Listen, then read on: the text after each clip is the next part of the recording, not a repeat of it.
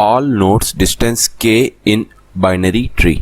सो ठीक है यार, ये वाले क्वेश्चन में हमको क्या मिला रहेगा, हमको एक रूट नोड का एड्रेस मिला रहेगा एक बाइनरी ट्री का, एक टारगेट नोड मिला रहेगा और एक वैल्यू मिला रहेगा के।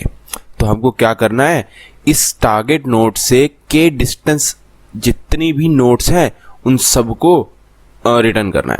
सो क्या मतलब है इस क्वेश्चन का, जैसे हमें ये ट्री मिला हुआ है तो इसमें टारगेट नोड 5 है, तो इससे 2 डिस्टेंस दूर जो जो नोड्स हैं वो हमें रिटर्न करनी है। तो इससे 1 डिस्टेंस दूर कौन सी नोड है, ये 1 डिस्टेंस दूर ये वाली नोड है, फिर इससे 2 डिस्टेंस दूर 2 डिस्टेंस दूर ये वाली नोड है, ये वाली नोड है और ये वाली नोड है। तो हमको 17 क्या ये 7 यहाँ पे 4 होगा, यहाँ पे 4 लिख दो, एग्जैक्टली यहाँ पे 4 था टेस्ट केस में। चलो सो 174 आपको रिटर्न करना है। क्वेश्चन समझ में आ गया, क्वेश्चन थोड़ा सा ट्रिकी है पर अच्छा क्वेश्चन है। अच्छा यार, मैं आपको बोलूं कि एक बाइनरी ट्री है, इसमें आपके पास रूट गिवन है, आपको इसके लीफ प्रिंट करना है तो आप कर देते हो, बहुत सही है। मैं आपसे कहूं कि यार इसके लीफ प्रिंट मत करो, मेरे को फर्स्ट लेवल पे जो जो नोट्स हैं वो प्रिंट कर दो, तो आप लेवल और ट्रैवर्स ले कोई भी डीएफएस लगा के भी कर देते हो, आसान क्वेश्चन। अच्छा, मैं आपसे कहूं कि इस ट्री में मेरे को टारगेट नोड आपको दे देता हूं, जैसे ये नोड नंबर 5 है, ये रूट है, तो इस नोड नंबर 5 के सेकंड चाइल्ड जो है वो प्रिंट कर दो, तो आप क्या करोगे, इसमें पहले सर्च करोगे कि नोड नंबर 5 कहाँ है, यहाँ मिल गया, तो इसके सेकंड चाइल्ड प्रिंट कर दोगे। तो यहाँ से आप चाहे बीएफएस चाहे डीएफएस लगा के ये वाले नोट्स जो है प्रिंट कर दोगे, सेकंड चाइल्ड प्रिंट कर दोगे। तो आसान क्वेश्चन था। अब ट्रिकी क्या हो गया कि इसने चाइल्ड नहीं बोला कि सेकंड चाइल्ड जितने भी है प्रिंट कर दो, इसने बोला कि वो सारी नोट्स प्रिंट कर दो जो के डिस्टेंस अपार्ट हैं इस नोट से, इस टारगेट नोट से। तो यार यहाँ तक तो ये क्वेश्चन बहुत ही सिंपल था, यहाँ पे थोड़ा सा अलग हो गया। मेरे को कोई बोलेगा कि केथ चाइल्ड, मेरे को अगर ये क्वेश्चन होता है कि केथ चाइल्ड प्रिंट करो तो आसान है यार, मैं यहाँ तक सर्च करके पहुंचता, फिर बीएफएस या डीएफएस कुछ भी लगा के केथ चाइल्ड अपना प्रिंट कर देता। बट अब मुझे यहाँ से पीछे भी जाके देखना पड़ेगा। तो यार पीछे जाके देखना पड़ेगा तो मुझे पेरेंट्स की जरूरत होगी। मुझे पता होना चाहिए कि नोड नंबर 5 का पेरेंट ये वाली नोड है, इस वाली नोड का पेरेंट ये है, इस वाली नोड का पेरेंट ये है, तो मुझे सबके पेरेंट पता होने चाहिए। पहली बात तो ये है ना। चलो मैं थोड़ा सा रब करता हूँ, फिर अच्छे समझते हैं इस क्वेश्चन को। ओके सो ठीक है, थोड़ा हमें आइडिया लग रहा है कि यार ये सिंपल क्वेश्चन नहीं है। सिंपल क्वेश्चन होता तो हमें के डिस्टेंस नीचे जाना होता और प्रिंट कर देते, बट हमें सिर्फ इसके चाइल्ड प्रिंट नहीं करने, इसका ऊपर भी कोई नोड है के डिस्टेंस, वो भी प्रिंट करना है। तो ऊपर प्रिंट करना है तो हमें इनके पेरेंट का पता होना चाहिए। तो पेरेंट के लिए मैं पेरेंट मैप बना लूंगा, ठीक है। तो सबसे पहला काम क्या करूंगा, मुझे पेरेंट चाहिए होगा, मुझे पता चल गया मुझे के डिस्टेंस ऊपर जाना है, तो मैं पेरेंट मैप बना लूंगा। तो पेरेंट मैप में मैं स्टोर करके रख लूंगा कि भाई 5 का चाइल्ड 3 है, 0 का चाइल्ड 1 है, इन सब का चाइल्ड जो है मैं वो सब अपने पास स्टोर करके रख लूंगा। सो मैं बना देता हूँ, पेरेंट मैप बना देता हूँ। ओके सो मैंने पेरेंट मैप बना लिया। तो ये पेरेंट मैप बनाना मुश्किल नहीं है। आप क्या करोगे, ग्राफ में ट्रैवर्स कर रहे होगे, सपोज करो आप ग्राफ में ट्रैवर्स करें। सो यहाँ लेफ्ट में जाओगे तो जैसे नोड नंबर 5 पे, जैसे यहाँ पे इस पे खड़े हो, इस वक्त यहाँ पे खड़े हो, तो आप क्या कहोगे, इसका लेफ्ट चाइल्ड नल नहीं है, तो मैं क्या बोलूंगा कि इसका लेफ्ट चाइल्ड का पेरेंट 3 है। इसका राइट चाइल्ड नल नहीं है तो इसके राइट चाइल्ड का पेरेंट मैं खुद हूं, है ना। जैसे इसका राइट चाइल्ड 5 नल नहीं है तो 5 का पेरेंट मैं हूं। 1 का राइट चाइल्ड नल नहीं है, यहाँ पे 1 वाली एंट्री नहीं करी मैंने, 1 का पेरेंट भी 3 है। सो ऐसे करके आप ग्राफ में ट्रैवर्स करोगे। मैं आपको कोड दिखाऊंगा, समझ में आ रहा है, वैसे समझ में आ रहा होगा। 5 पे पहुंचे तो 5 किसी का पेरेंट है, किसका पेरेंट है, 6 और 2 का, तो इसके 6 और 2 का पेरेंट मैं 5 लिख के रख लूंगा। तो ये आसान है, एक बार आप ट्रैवर्स करोगे ग्राफ ये ट्री में, तो आप ये पेरेंट मैप बना लोगे। तो पेरेंट मैप कह दिया मैंने, है ना। मेरे को अब पता है कि इस नोड का इस नोड के पास इन दोनों चाइल्ड का एड्रेस तो होगा ही, बट इसका पेरेंट कौन होगा मैं इस मैप में आके देख लूंगा। तो 1 का पेरेंट कौन है, 3, मेरे को पता है। अब मेरे को पता है कि मेरे पेरेंट कौन है और मेरे चाइल्ड कौन है। अब मुझे क्या करना है, अब मुझे बीएफएस मार देना है, तो मैं सबसे पहले क्या काम करूंगा, अपनी टारगेट नोड पे पहुंचूंगा। टारगेट नोड पे पहुंचने की एक्चुअली जरूरत नहीं है, आपके पास टारगेट नोड का एड्रेस तो है ही। तो अब यहां से आप बीएफएस मार दोगे। बीएफएस बोले तो यहाँ से आप ट्रैवर्स करना शुरू करोगे BFS फैशन में। सो अगर मैं एक एग्जांपल लूँ बाइनरी ट्री का, सपोज करो एक ये बाइनरी ट्री हमको दे रखा है और ये वाली नोड जो है टारगेट नोड है, इससे के डिस्टेंस अपार्ट जितनी भी नोड्स है वो अपने को चाहिए और हमने इसका पेरेंट मैप कहीं बना के रख रखा है। सो ठीक है, तो मैं कैसे ट्रेवर्स करूंगा, ये वाली इसको क्यू में डाल दूंगा, फिर इसके ये वाले और ये पेरेंट इसका एड्रेस भी होगा मेरे पास, इसको अपने पास डाल दूंगा। ठीक है, तो k = 1 डिस्टेंस अपार्ट जितनी भी होंगी वो हमको मिल जाएंगी। बहुत सही है। सो अब मैं इस वाली पे आऊं, BFS में ही कर रहे होते हैं ना, फिर आप एक एक करके जाते हो। तो अब इस वाले के एक डिस्टेंस दूर कौन कौन सी नोड है, ये वाली नोड है, ये वाली नोड है और ये वाली नोड भी है। अच्छा, सो बट ये वाली तो हमें कंसीडर नहीं करनी चाहिए क्योंकि ऑलरेडी विजिटेड है, वरना तो आप पीछे जाते रहोगे ना। मैंने आपको BFS पढ़ाया था ग्राफ में, तो जैसे इस नोड से इस नोड पे आप चले गए तो इसको विजिटेड मार्क कर दो, वरना वापस आ जाओगे, वरना यहीं पे ऑसिलेट करते रहोगे ना। तो जब भी हम ग्राफ पढ़ते हैं तो BFS या DFS लगाते वक्त क्या एक विजिटेड अरे या विजिटेड सेट बना लेते हैं, सो दैट हम वहीं पे दो नोड्स के बीच में ऑसिलेट ना करते रहें। बट यार जब हम लेवल और ट्रैवर्सल या BFS ट्रीज पे करते हैं तो थोड़ी हम लगाते हैं ये, तो हम क्यों नहीं लगाते। देखो, जब भी हम लेवल और ट्रैवर्सल या फिर BFS ट्री पे कर रहे होते हैं ना, तो हमें पता होता है कि अभी मैं यहाँ पे हूं तो उसके बाद मैं इसके लेफ्ट और राइट चाइल्ड पे जाऊंगा जो कि नीचे होंगे, मैं कभी ऊपर नहीं आऊंगा ट्री पर BFS लगाते वक्त। तो इसलिए हम कोई विजिटेड एरे या विजिटेड सेट नहीं रखते।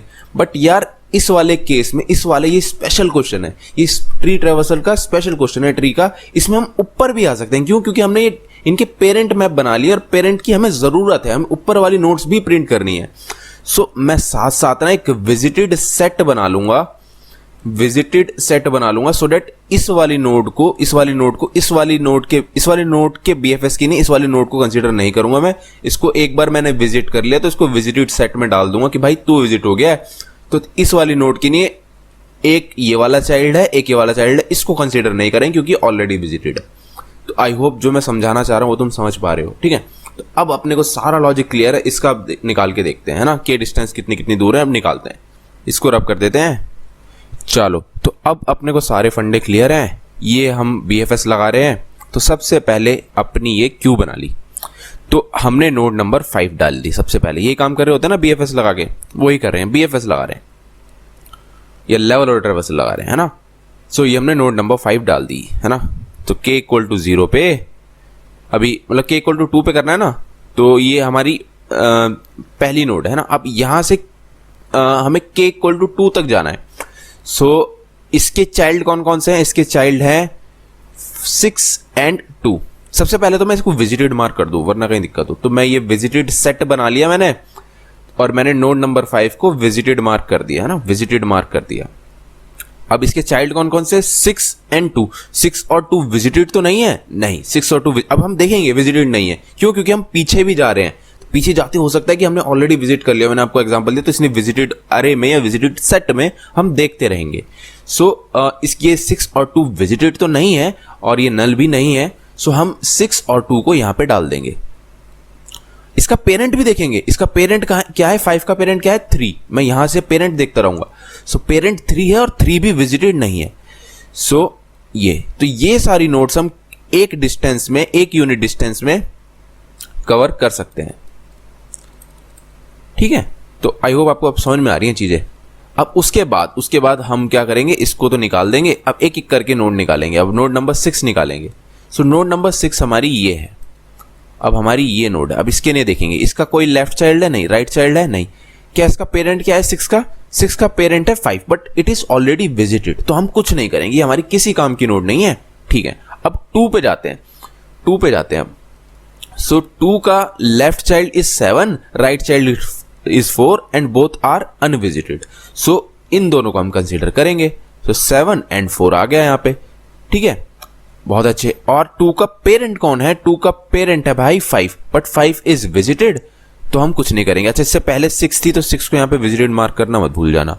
6 थी और अब 2 भी तुमने विजिट कर लिया तो 2 भी विजिटेड हो गई है। अच्छा, उसके बाद क्या हुई, उसके बाद हुई 3। 3 क्या कहाँ, ये रही 3 का लेफ्ट चाइल्ड क्या है 5, बट इट इज विजिटेड, तो इसको कंसीडर नहीं करेंगे। 3 का राइट चाइल्ड क्या है 1, अनविजिटेड है तो कंसीडर कर लेंगे, है ना, अनविजिटेड है तो कंसीडर कर लेंगे इसको। सो ये हो गया, ठीक है भाई। और फिर हम 3 को यहाँ पे विजिटेड मार्क कर देंगे, और जैसे ही हमने ये 2 यूनिट डिस्टेंस कवर कर लिया है यहाँ पे, अब आगे BFS मत लगाओ, कोई फायदा है नहीं।